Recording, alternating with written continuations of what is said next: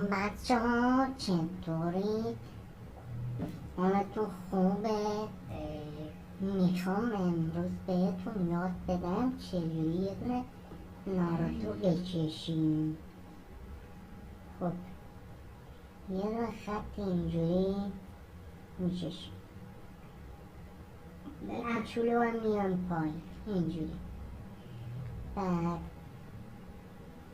یه دونه نیم مثلث دوتا میزنی تو رگ. بعد یه خط تا اینجا میفهمی چی شد داشت. اگه نفهمیدی فقط نگاه کن اینجوری چند تا خط ساده همشون ساده، خطای ساده و نازک نارنجی.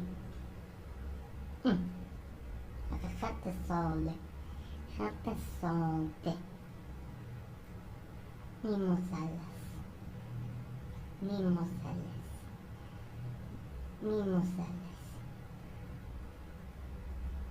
همینطوری ادامه بده، به جایی میرسیم.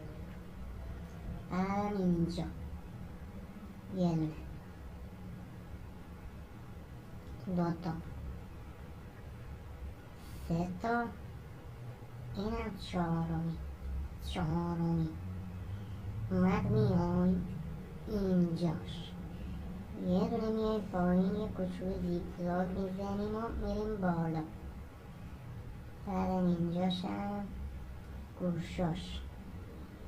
ببین چقدر ساده است، خیلی ساده، خیلی همه چند تا خط ساده. بعدم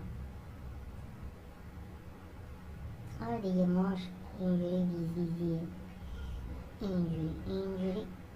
اینجوری تموم شد. کجاش سخته؟